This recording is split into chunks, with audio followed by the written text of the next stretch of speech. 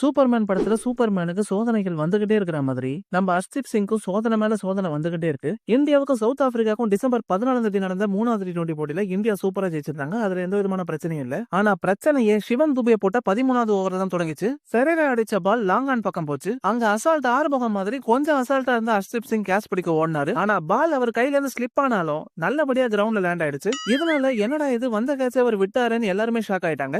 இதுல ஜான்சினா கூட அவரோட ஃபைனல் மேட்ச்ல இவ்வளவு ஆக்ரோஷமா கோவப்படல. ஆனா நம்ம கோவக்கார அண்ணாச்சியான கௌதம் கம்பீர் அவரோட காம இழந்து கத்த ஆரம்பிச்சிட்டாரு. ஒரு ஸ்ட்ரிக்டான ஸ்கூல் டீச்சர் மாதிரி ஹர்ஷ்தீப் சிங்க கிழிச்சு தொங்க விட்டாரு. கொஞ்சம் பிளாஷ்பேக்ல பின்னோக்கி போன மேட்சுக்கு போய் பார்த்தோம்னா ஹர்ஷ்தீப் சிங் 7 வைட்ஸ் போட்டு கௌதம் கம்பீர அந்த மேட்ச்லயே கடுப்பாக்கிருந்தாரு. இப்ப இந்த மேட்ச்ல கேட்சையும் விட்டது அவரோட கோவத்தை இன்னும் டபுள் ஆக்கிடுச்சு. அகல என்ன பொறுத்த வரைக்கும் இன்டர்நேஷனல் கிரிக்கெட்ல கேட்சஸ் எல்லாம் புடிச்சுதான் ஆகணும். பட் ஒரு கேட்ச் டிராப் அவரோட பர்ஃபார்மன்ஸ் டிஃபைன் பண்ணாது. அவரோட போலிங் பர்ஃபார்மன்ஸ்க்காக Harshdeep Singh man of the match அவார்டும் வாங்கி எல்லாரோட வாயும் அடைச்சிட்டாரு. சோ மக்களே, கௌதம் கம்பீர் வெளிப்படையா அவரோட கோவத்தை காட்டுறது கரெக்ட் நினைக்கிறீங்க? கமெண்ட் செக்ஷன் சொல்லுங்க. அப்படியே நம்ம வீடியோஸ் எல்லாம் பிடிச்சிருந்தா லைக் சப்ஸ்கிரைப் பண்ணி சப்போர்ட் பண்ணுங்க.